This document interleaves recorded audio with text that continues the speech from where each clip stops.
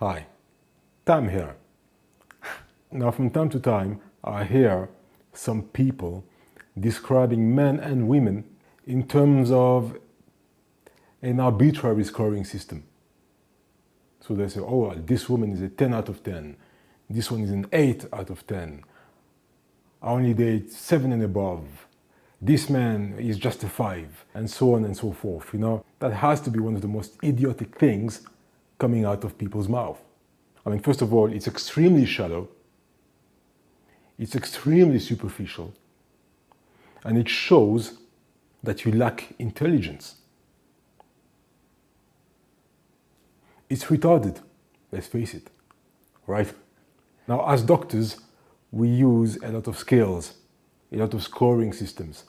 Probably the most used scoring system in the world, universally for all doctors, is the GCS, the Glasgow Coma Scale. We're scoring the level of consciousness of our patients based on the Glasgow Coma Scale. So it's a scale that goes up to 15, and if you're 15 out of 15, you're completely awake and functional neurologically.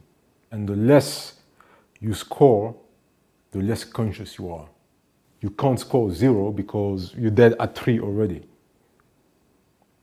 All right, so anyway, so there's many different scoring systems in medicine. Right? You've got the Glasgow Coma Scale, you've got the Wells score. There's many different scoring systems. Those scoring systems are using the same parameters for every patient, with some minor modifications at times. But now when you're scoring women, or if you're a woman, you're scoring men, or even if you're a man, scoring men and women. She's a 10, he's a 5. This is absurd. This is absurd. You are, honestly speaking, you are an imbecile. It doesn't make sense. Even a child can see that it doesn't make sense. I can ask you 1, 2, 3 questions about your little scale, and your scale will bust up in flames, and you will realize how stupid it is, right? And it's not just young people who do that. You've got people who are 70 years old and above who are talking about women and men in terms of he's an 8, she's a 7, she's a 5. Come on, this is silly. It's a sign of low intelligence. I can judge someone's intelligence when they talk to me about I only date people who are 8 and above. My woman is a 10. My man is an 8. When you speak like that, I listen to you and already I've made up my mind that you are not a very intelligent person. Something's missing there. Right? What criteria are we using? Different strokes for different folks. Women like different types of men. Men like different types of women. Some men like very tall women. Some men like petite women. Some men like women with big eyes, thick, luscious lips. Others like women with smaller eyes. How do you universalize your silly little scale there? Stop. You're only making a fool out of yourself. All right? Let me tell you something, my man. You are going into a lounge, a restaurant, whatever the social setting, right? And you're seeing this woman. And just by looking at her, you say, wow, she's a 10. That's the kind of woman I need to date. See this woman there, by the counter sitting there, with a friend? She's a 10 out of 10. Good. Number 1, you are scoring her on her makeup. You don't even know what she looks like. So yeah, her makeup is on point. Her makeup is 10 out of 10. Maybe she's a makeup artist. You never know, right? Obviously, once all these layers of makeup are coming off, what you're going to have in front of you will be very different, right? Number two, you're seeing this woman, and let's assume for a minute that she has no makeup on, right? So you see her at the gym.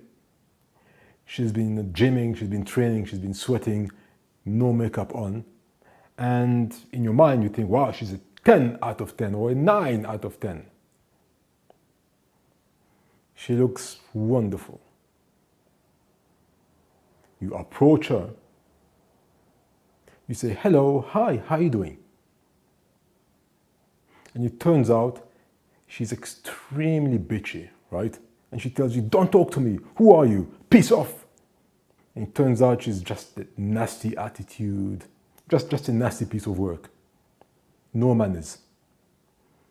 She's still a 9, a 10 on your little scale. No. All of a sudden, she's going to be a 2. A 1, actually. You see another woman. Again, based on your little idiotic scoring system, she's a 10. And you go out on a date, you're having a conversation, and you find that during the conversation, she is the biggest bore you have ever encountered in your life. No conversation skills, can't talk of anything, doesn't know anything about general knowledge, like nothing. And after 10 minutes of an insufferable conversation, you have no other option but to excuse yourself, pay for the bill, and say I have an emergency, sorry, I have to go, and you go. Is she still a 10? No, obviously not. Now all of a sudden she's a 2 or 3, because she's not there. And I'm talking about women, but the same goes for men as well. You could be a woman, you are a woman, and you're looking at this guy you think is a 10 out of 10 for you, and then when you speak to the guy, you realize that this is the biggest narcissist that you've ever seen. I'll tell you a story that happened to me when I was in Miami some time back, right? So I was in Miami Beach, and the one day I was at the beach and I saw this woman. And I just looked at her and I just couldn't keep my eyes off her. To me, she was absolutely gorgeous. I thought, no, I need to introduce myself, I need to speak to her. She was with her friends, and in a group of 3, 4 women. And I didn't want to approach her there and there. She's having fun with her friends. I'm not the type to just stop women in the streets. But then the following day, I was walking around the same spot, it was in the morning, and I saw her again. And I noticed that, she was looking at me several times as well.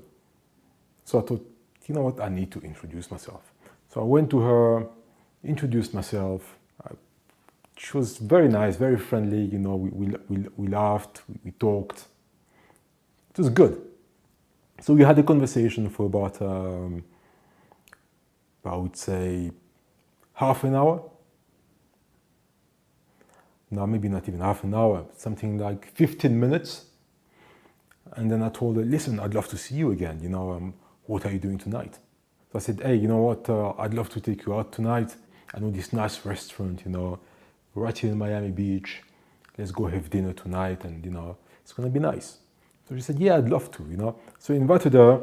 We went there on a date, and I'm telling you,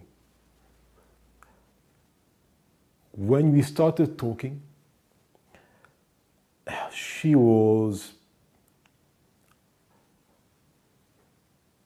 this woman was, at the time when I met her, she was 28 years old, all right? She was, and it's true, I'm sorry to say that, but she was the dumbest woman I've ever been on a date with. She was as dumb as a rock, man. couldn't talk about anything. She didn't know anything. All she knew was Gucci, Louis Vuitton, or Louboutin. That was all. And her favorite shows, you know, the housewives of whatever city was trending then, stuff like that, the Kardashians, nothing else. And some few celebrity gossips, you know, or not some few, she knew gossips about everybody, you know. And it was so boring. It was so boring. The more she was talking, the more her beauty was disappearing. If I were to use that stupid, silly scales that those idiots are using, she was at 10 at the beginning of the date. By the end of the date, she was a 2. 2 just because of the beauty. But between the ears, there was just empty space. And so, you know, I decided that, no, I'll never see her again. I just can't. Now, here's the thing. By the same token, I've met women that I was not particularly attracted to when I first saw them. But, you know, I was introduced to them maybe by a friend, a common friend or something like that, you know. And then during the course of the social event, we ended up striking up a conversation. And the more I was talking to them, the more I was attracted to them. Most of my relationships have been like that. They've always started at a certain level of attractiveness. Attractiveness has to be there. And it went up as we talked and we get to know each other more. And I think that's what matters. And I'm saying that to say this: that little scales that you guys and some of you women are using, stop using that. You look and sound retarded. You're just displaying a lack of intelligence. It's crass. You're lowering yourself, you know. Nothing personal, but that's the truth, you know. So yeah, that's my 2 cents on that ridiculous beauty scale. Grow up. Cheers.